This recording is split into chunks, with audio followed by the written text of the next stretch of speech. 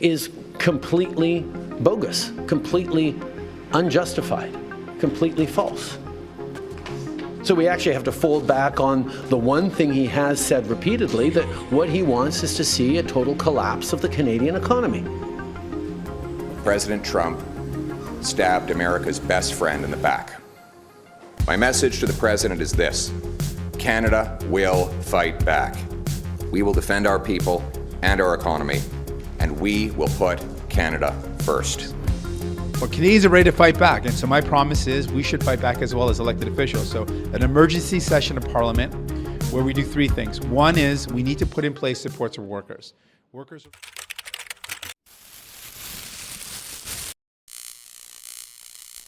We want to work with you as a friend and ally, and we don't want to see you hurt either. But your government has chosen to do this to you. As of this morning, markets are down, and inflation is set to rise dramatically all across your country.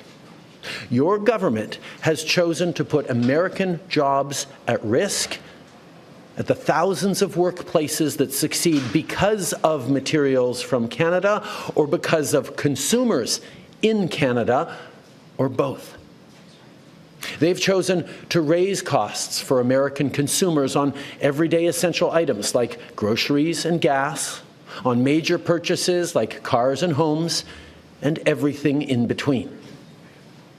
They've chosen to harm American national security, impeding access to the abundant critical minerals, energy, building materials, and fertilizers that we have and that the United States needs to grow and prosper. They've chosen to launch a trade war that will, first and foremost, harm American families. They've chosen to sabotage their own agenda that was supposed to usher in a new golden age for the United States. And they've chosen to undermine the incredible work we've done together to tackle the scourge that is fentanyl, a drug that must be wiped from the face of the earth. So on that point, let me be crystal clear. There is absolutely no justification or need whatsoever for these tariffs today. Now, the legal pretext your government is using to bring in these tariffs is that Canada is apparently unwilling to help in the fight against illegal fentanyl. Well, that is totally false. Let's look at the facts. Our border is already safe and secure. Far less than 1% of fentanyl flows and less than 1% of illegal crossings into the United States comes from Canada. But we acted because we know we can always do better. We responded to concerns, including from the President, by implementing an ambitious $1.3 billion border plan. A border plan that includes generational investments in new AI and imaging tools to stop the flow of fentanyl in its tracks, stronger coordination and information sharing with American agencies, along with the deployment of drones, helicopters, and additional personnel to keep our border secure. Now, a month ago, as part of an agreement with the United States that paused the tariffs, we made further commitments. We appointed Kevin Brasseau as our fentanyl czar, a man who dedicated his multi-decade career in law enforcement to combating organized crime networks and drug trafficking. We designated 7 drug cartels, sick, evil groups who cynically profit off the pain and suffering of people on both sides of the border, as the terrorist organizations that they are. And just yesterday, we launched a new joint operations partnership supported by a $200 million investment between Canada's security and law enforcement agencies, a partnership that will enhance the coordination of information and intelligence in order to thwart criminal gangs involved in the illegal fentanyl trade. And critically, our actions are working. As the U.S. Customs and Border Protection just acknowledged, there was a 97% drop in fentanyl seizures from January compared to December, to a near zero low of less than half an ounce seized in January, even with... But that's seized. That doesn't mean that that's all that was across the border. all the further enforcements and actions we've taken at the borders. In sum, we stepped up. We engaged closely and constructively with the President and his administration. We did everything we promised. We stuck to our word. And we did it because we believe in working together to protect our citizens. Now I want to speak directly to one specific American, Donald. In the over 8 years you and I have worked together, we've done big things. We signed a historic deal that has created record jobs and growth in both of our countries. We've done big things together on the world stage, as Canada and the US have done together for decades, for generations. And now we should be working together. Yeah, chat, like, I'm not saying that that's for sure there's way more coming through. I'm just saying, like, it's hard to take a stance on that and say, we know only this much is coming through because that's all we caught. It's like, that sounds, like, I know they have no other metric to go off of, but it doesn't sound impressive. To ensure even greater prosperity for North Americans in a very uncertain and challenging world. Now, it's not in my habit to agree with the Wall Street Journal, but Donald, they point out that even though you're a very smart guy, this is a very dumb thing to do. We two friends fighting is exactly what our opponents around the world want to see. He's not wrong on that statement there, but like at the same time, you got 5 days left. You got 5 days left, Trudeau. So this is what I don't like how he's making these big, grand, firm stances on his way out. I'm just like, are you kidding me? Like, And now, to my fellow Canadians, I won't sugarcoat it. This is going to be tough, even though we're all going to pull together, because that's what we do. We will use every tool at our disposal so Canadian workers and businesses can weather this storm. From expanding EI benefits and making them more flexible to providing direct supports to businesses, we will be there as needed to help. But Canada, make no mistake, no matter how long this lasts, no matter what the cost, the federal government and other orders of government will be there for you. We will defend Canadian jobs. We will take measures to prevent predatory behavior that threatens Canadian companies because of the impacts of this trade war, leaving them open to takeovers. We will relentlessly fight to protect our economy. We will stand up for Canadians every single second of every single day because this country is worth fighting for. Les derniers mois, you're reaching out to the president today. You're speaking directly to him. We heard from U.S. Vice President J.D. Vance, who says that Donald Trump will be speaking to Canadians. And he also says that he wants to see more progress on fentanyl. So my question to you is, do you have any conversation scheduled with Donald Trump in the coming days? Is that something maybe your successor should do? And do you really believe that this is about fentanyl, or is there something larger at play here? I have offered to speak to Donald over the past number of days, and I expect to speak with him in the days to come. I'm always there to talk with him about the importance of working together to take on the world at this time. The facts show very clearly that in terms of taking action on fentanyl, we are doing everything that is necessary, and not just for the United States, for ourselves as well, as Canadians are suffering as well from the scourge that is illegal fentanyl. We have laid out extensive plans, actions, cooperations, including as recently as the past days in Washington, and they have always been very well received. And the numbers bear that out.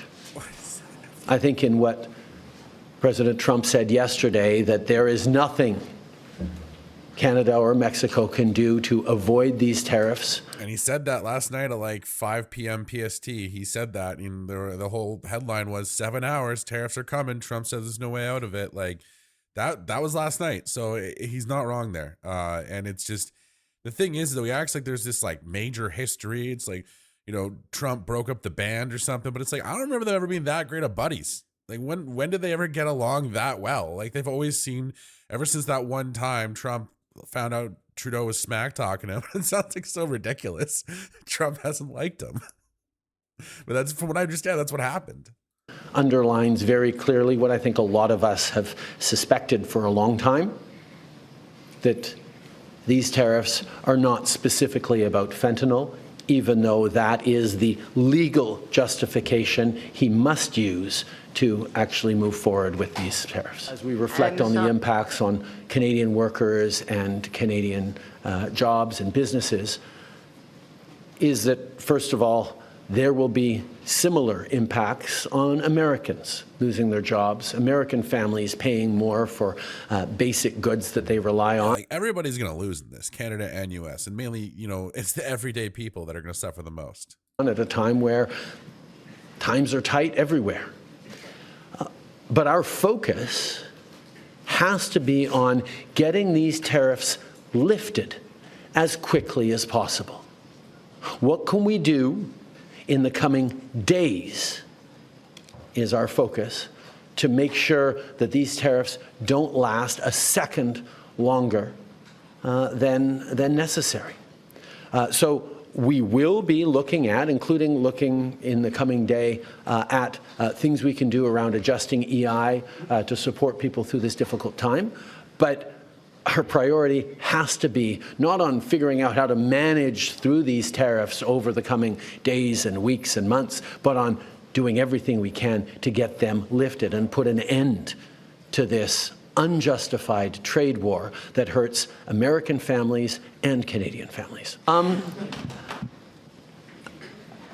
I think in terms of what he wants, and I heard he talked about banking again this morning in a tweet, which doesn't make any sense, because American banks, there's about 16 American banks currently active in Canada, holding about $113 billion worth of assets in this country. So the American banks are alive and well and prospering in Canada. It's an example of not really being able to see what it is that he wants, because even the excuse that he's giving for these tariffs today of fentanyl is completely bogus, completely unjustified, completely false. So we actually have to fold back on the one thing he has said repeatedly, that what he wants is to see a total collapse of the Canadian economy.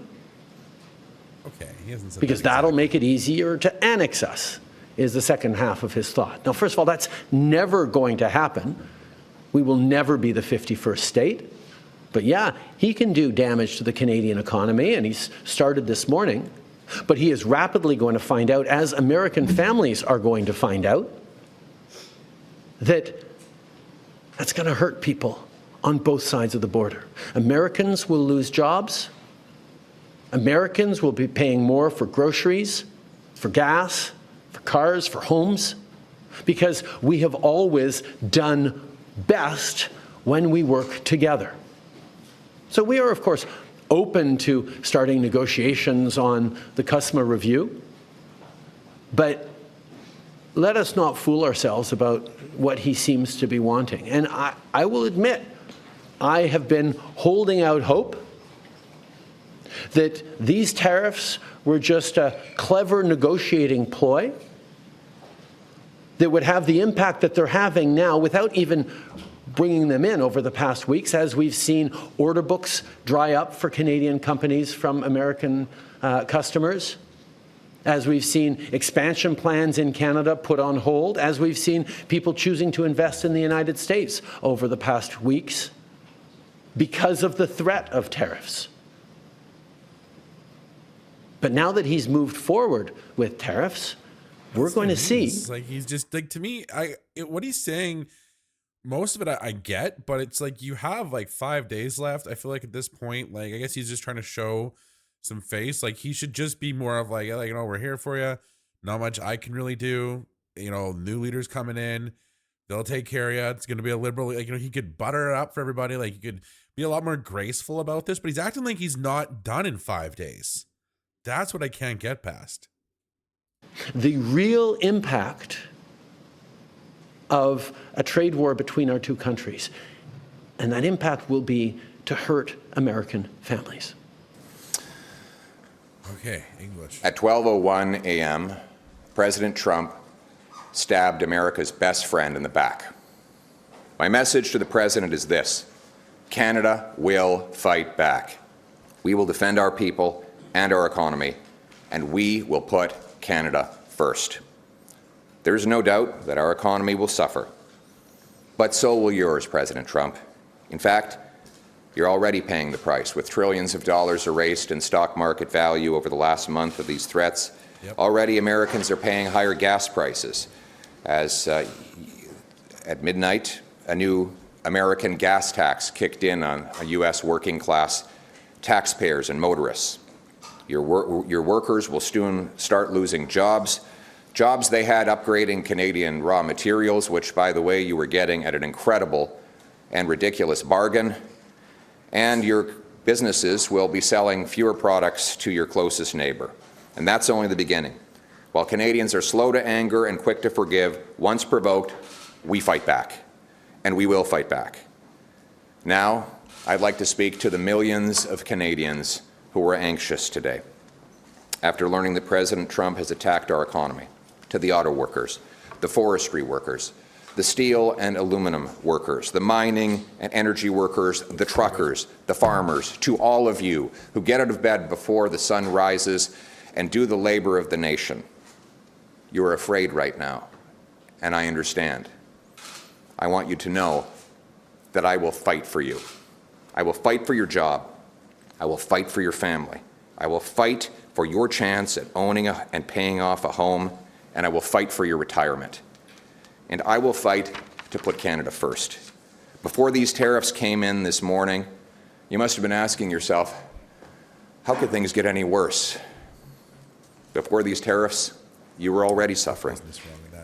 You wondered how you'd pay the rent, or eventually dream of buying a home after housing costs. I'm slightly out of it. I put up a poll, guys. Will your line of work or business be affected by these tariffs? I think there's a couple spelling mistakes in there, and I can't change it. So doubled over the last decade, rising faster than in any other G7 country.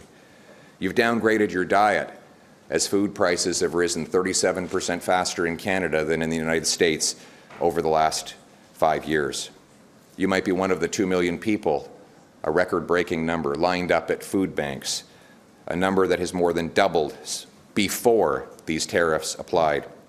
You've likely noticed that your paycheck is not keeping up with the record inflation, as Canada's GDP has grown less and lower than any other G7 country over the last decade.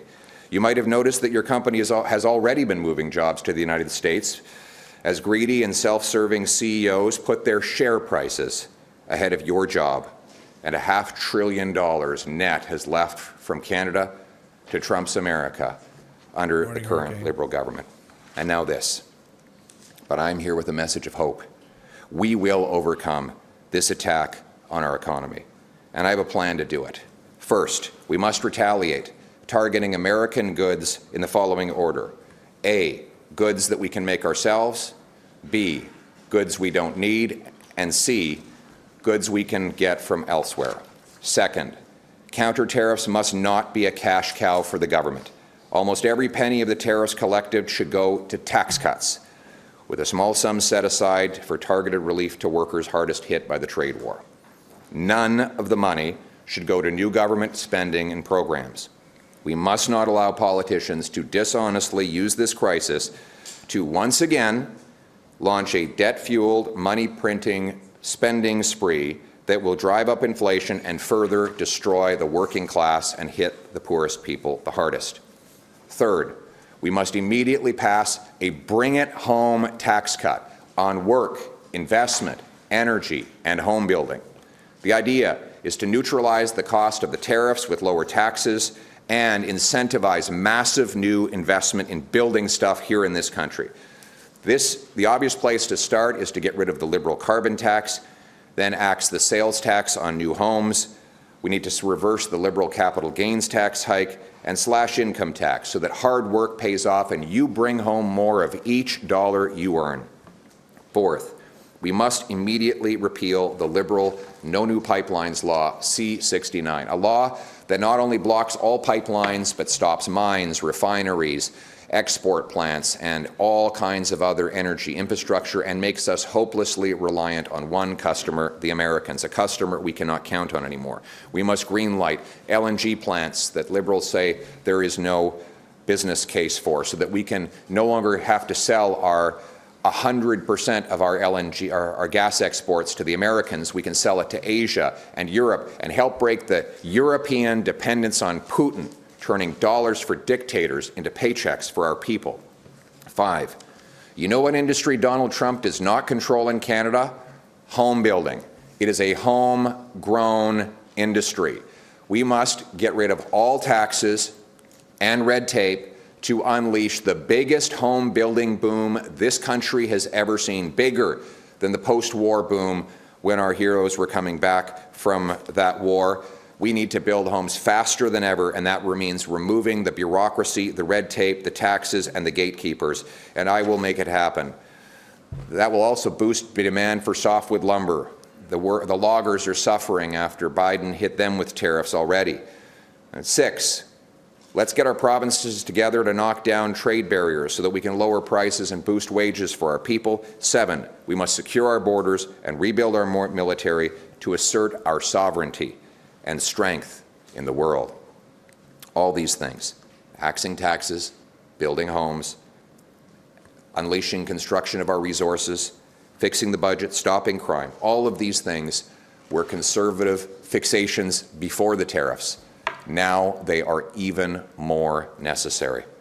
But none of these things have happened in the last 100 days since Trump first launched his tariff threats. Look behind me. Parliament has been closed. Liberals shut it down to focus on their political battles. So the job-killing carbon tax is still in place. The sales tax is still in place on new homes. The No New Pipelines Law still in place. The massive inflationary deficits still in place. Not one law has been changed. Not one tax has been cut. Not one action has been taken to free us from the grip of Trump and the U.S. We need change, and we will get change. It will be tough. Building Canada was tough, and so are Canadians. We will bring home the country we know and love and restore its promise. Canada will be self-reliant, sovereign, and stand on its own 2 feet. We will build on the great legacy and vision of John A. Macdonald of uniting our country east to west. We'll reward work, unleash entrepreneurs, harvest resources, make our own goods, trade with each other, build homes for our youth, rebuild our borders and military, honor our history, and raise our flag. What binds us together is the Canadian promise that anyone from anywhere can achieve anything, that hard work gets you a great life in a beautiful house on a safe street, protected by solid borders and brave troops under a proud flag. To preserve that flag and its promise, we must work together, fight together, and win together. That is what it means to put Canada first, because Canada is worth fighting for our people, for our land, for our home, for our country. Let's bring it home. Do you agree with the tariffs? What do you think Donald Trump wants by imposing these tariffs? What do you think Donald Trump wants by imposing these tariffs?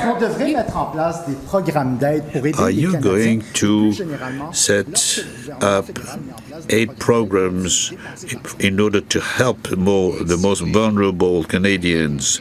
Should the government spend for the most vulnerable people? Answer.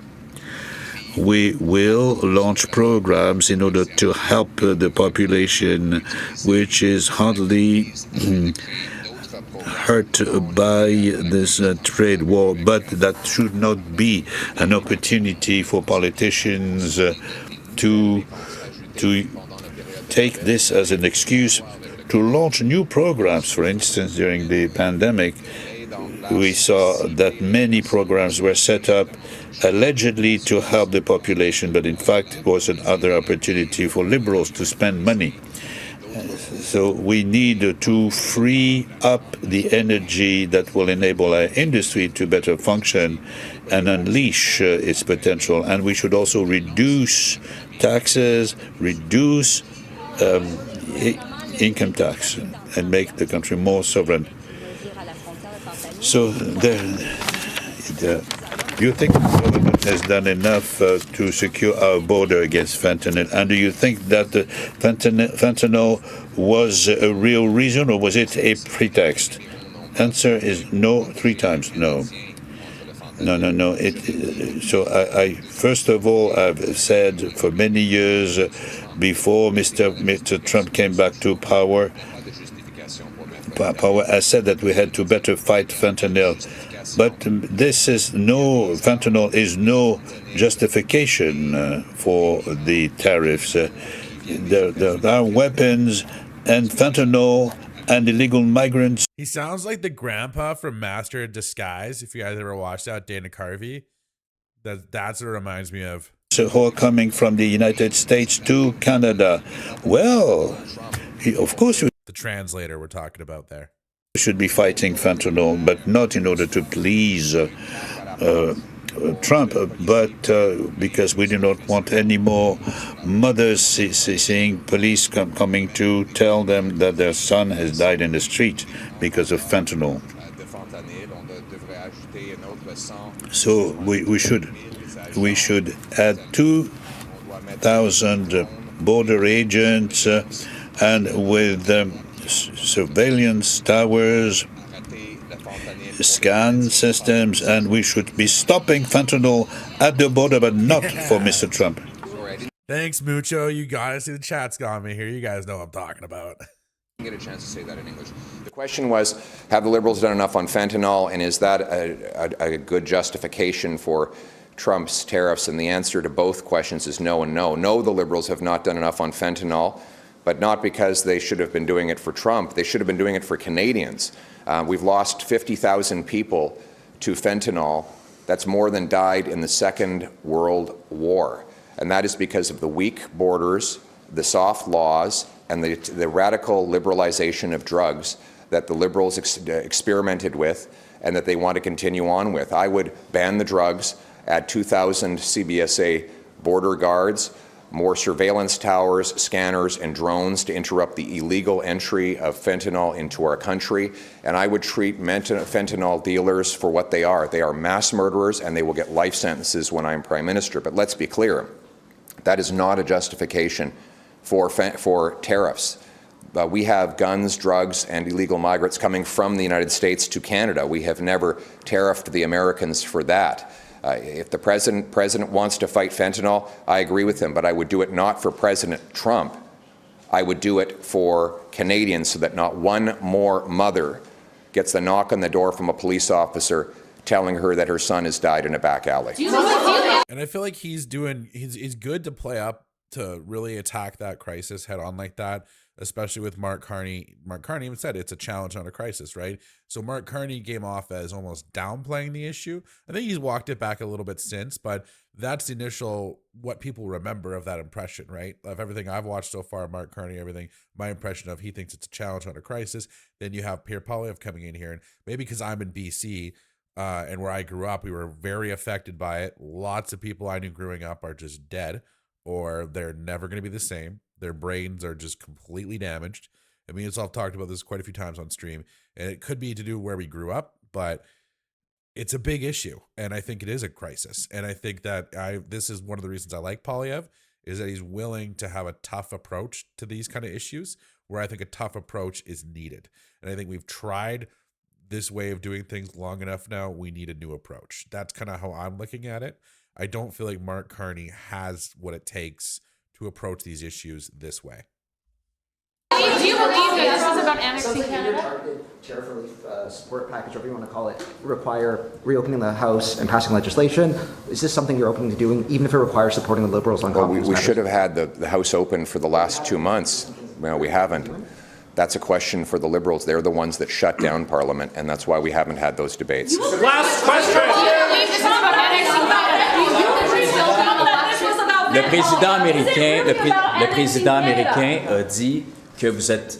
He's not a MAGA guy. I don't like. Somebody said that she's not a MAGA guy. So how do you want to establish a personal relationship with Mr. Trump? No, of course I'm not in favor of MAGA. I am for Canada first. Et non pas pour la restauration de la grandeur américaine. I'm not working for Mr. Trump. Whether or not he likes me is none of my business. I'm here working for Canadians first, and I will be defending our country, our jobs, our security, and our sovereignty. And I don't care about what other politicians elsewhere in other countries think about me. Inaudible. Okay, one at a time. Is that what the end game here for Donald Trump? Let me be clear. I'm going to combine the two questions. The gentleman asked in French about President Trump's comments on me. The president says that he doesn't like me. He doesn't think that I'm a MAGA guy. I am not. It is true that I am Canada first. I am only for Canada. I'm fighting for the interests of this people and this country. And if that upsets foreign leaders, including the American president, I'm fine with that, because I have one job to do, and it's to fight for this country. And let me be also clear. We will never be the 51st state. We will be self-reliant, sovereign, and stand on our own feet. We will be an independent and a sovereign country, and I will always stand up for our flag and our people. Thank you. Canadians woke up today to a trade war. This is not something that we wanted. It is unwarranted. It is wrong. It's illegal. And we are going to fight back. And Canadians are already showing that defiance. They're standing up for one another. They're showing that they want to buy Canadian. They're boycotting American. And this is going to be a difficult time. So I'm calling on, in this time, where workers are telling me that they are desperately worried if they are going to lose their jobs. We already have seen massive job losses in the steel sector as a result of the steel and aluminum tariffs, and now we're going to see across-the-board job losses. The impact of this is probably the worst economic attack on our country that we have experienced in our lifetime, and the repercussions can be devastating. People continually tell me they literally don't know if I will be able to go into my next shift, if I'm going to be laid off.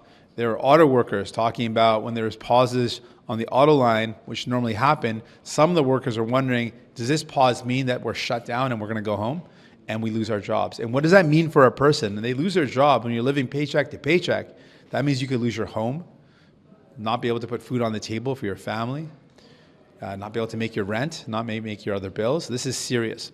Given the gravity of what we're against, I'm calling on an emergency session of Parliament like we had in the pandemic. What we're witnessing could be worse than the pandemic. What? And very likely will be worse. But Canadians are ready to fight back. And so my promise is we should fight back as well as elected officials. So an emergency session of Parliament where we do three things. One is we need to put in place supports for workers. Workers are already impacted. We need immediate supports. And I'm calling on EI to be immediately reformed so it is covering enough workers. It's a sufficient amount to cover people's bills, and it's quick. People can get it quick enough so that they can actually come in and support them. Secondly, we need to create good jobs in Canada. And so that build Canadian, buy Canadian plan at the federal level needs to be there so we can build more and create good jobs in this difficult time. And finally, I know while the Parliament doesn't need to be recalled to put in place the retaliatory tariffs, I believe we should send a united message as all leaders and all parties that we stand united together, opposed to these tariffs, and we're going to impose these retaliatory tariffs with a unified voice, denouncing Donald Trump's attack on our country. This is a time that calls for us to step up, to be united, and to fight back. And so I'm calling for an emergency session of Parliament to do exactly that. We are in what could be worse than the pandemic in terms of the impacts to our economy and to workers. So we need across-the-board supports for workers impacted. My first reaction now is we need EI that is actually up to the task. And so we've been calling for reforms for a while now. I want that to be put in place. EI that is quicker to access, that covers more workers, that is the sufficient amount so you can actually pay your bills. The current replacement fee or the replacement salary is not enough to cover the cost for many families. So we need an adequate EI to meet the needs of today. You want to vote down the government at your earliest opportunity. Do you still stand by that statement, and do you think now is the time for an election? Now is the time to put workers first. We're literally in a trade war. And I can't imagine any opposition leader that wouldn't want to support a package to help workers impacted by this. We did that during the pandemic. We came together. We need to have that same approach now. So my answer to that is we need supports for workers first, put in place working, an election afterwards. And what's the plan for, I mean, how long would you see something like that? This tariff war could go on for 4 years. So how long would these measures that you're suggesting go on for? And how are we paying for it? So the employment insurance should be permanent changes to the employment insurance that cover workers when they're impacted. That is something that we've long needed, and so now I'm saying I want that fix in place now, immediately done so that workers can count on it, so it's there for them. And then the measures in terms of the economic stimulus, well, we need it immediately. We need a short-term fix. And as we move towards building a more resilient economy, we can look at ways to adjust it. But there's no doubt with the current circumstances, our reliance and dependence on the United States and the trade war that we find ourselves in, we need to build Canadian by Canadian, and that is something that's going to be short-term, but I expect it to be a long-term permanent shift where we use the buying power we have to invest in our country. What specifically do you need Parliament to return for? The EI reforms, does that require legislation, or isn't that not something that the government can do without Parliament coming back? We saw in the pandemic that we understood the severity of the situation required us to come together, to pass legislation, to be able to support Canadians. This is worse than the pandemic. The potential ramifications of this trade war could have devastating impacts on our economy worse than what we saw during that period of time. And so we absolutely need to have the ability to come back to Parliament to get things done. And what I'm saying is I want supports of workers done first. An election is secondary to that. First, let's get the support in place for those workers. Let's make sure they get the help that they need. People are already losing their jobs, and then we can worry about an election after that. So you would see this legislation, or if it would require legislation, see it receive royal assent before you'd be comfortable going to an election? Obviously, if there was legislation towards that, it would die on the order paper once an election was called. So is that what you're saying? You'd need to see it become law or pass through the Senate and return back? Yeah, I don't want just a lip service. I want protections in place for workers, passed and implemented, helping out people. We literally have a dire situation. 25% tariffs on our country will mean potentially hundreds and thousands of workers lose their jobs. So to Canadians listening, my commitment to you is I promise I'm going to fight to protect your jobs.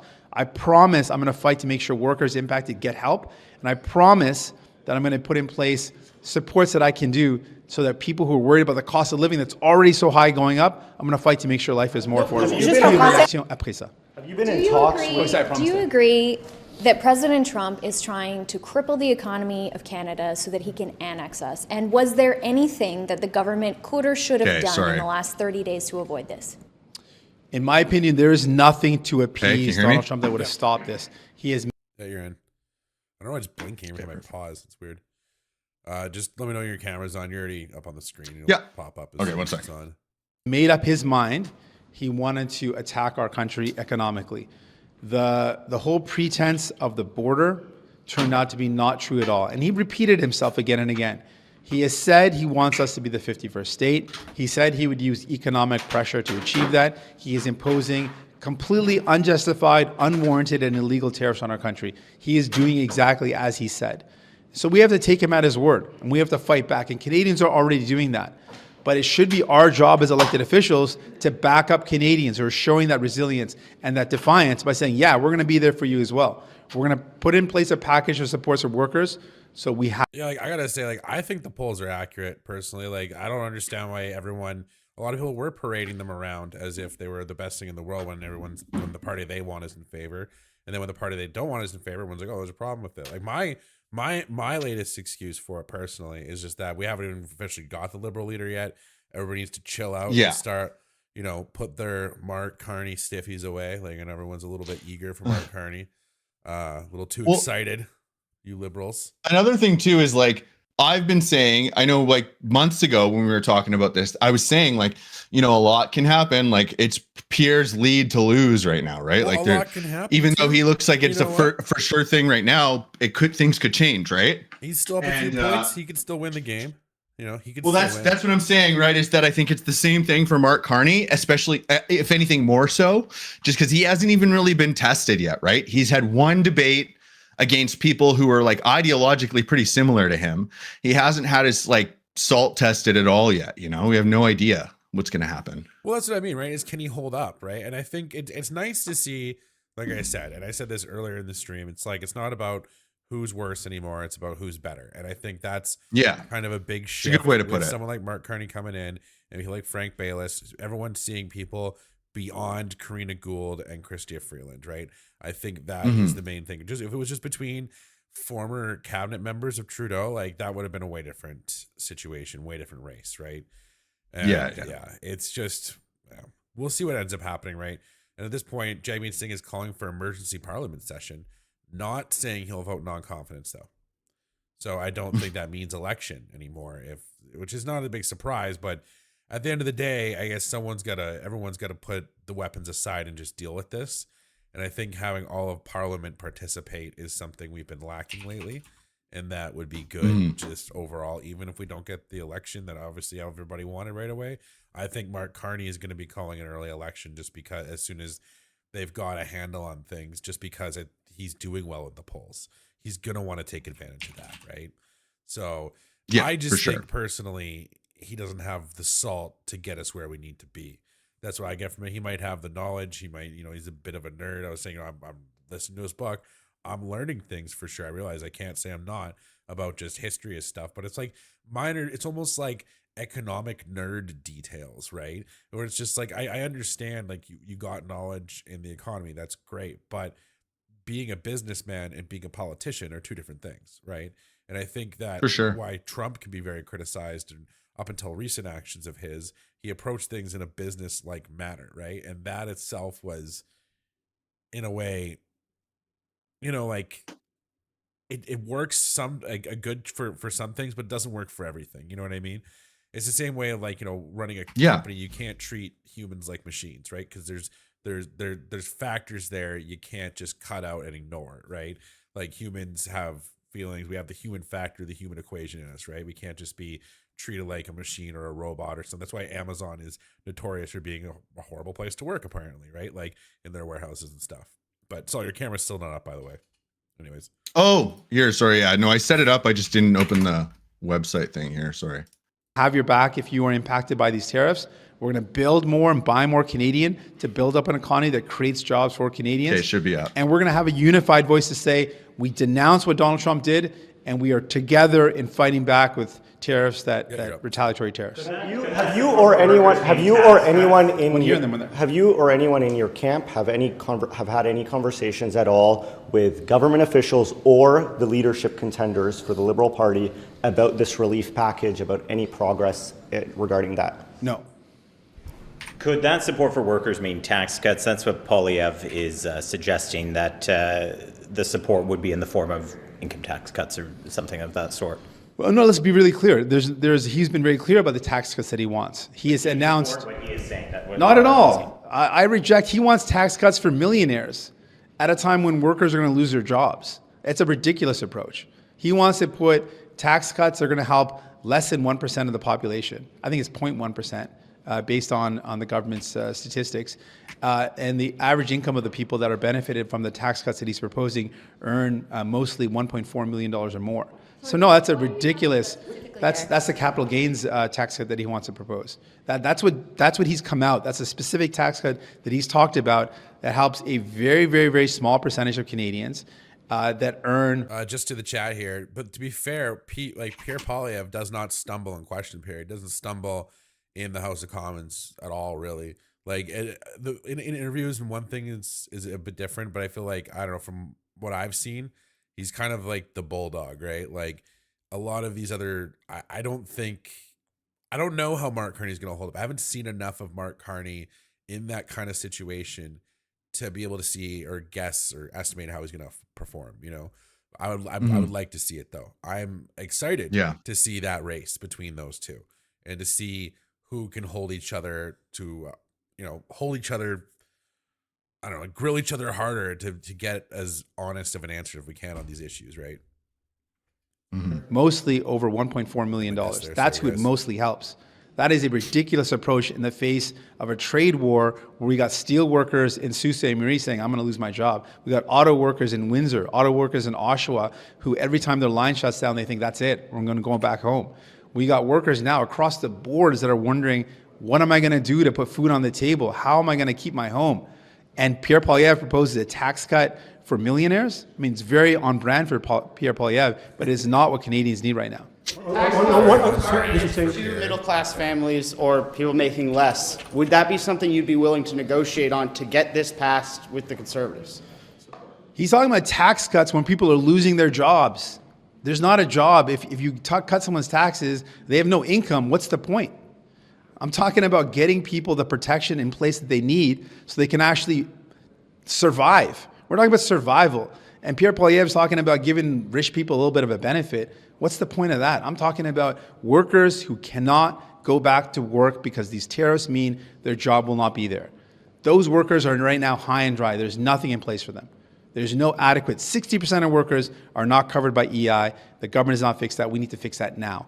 And I'm calling on government to acknowledge that this is an emergency. Let's recall Parliament and put in place the supports that people need. We did that during the pandemic. This is potentially worse than that. So let's get to work. On what basis do you say this is worse than the pandemic? Because a lot of economists would caution against that, saying at the moment we don't need emergency measures of that scale, which would lead to a larger debt and deficit.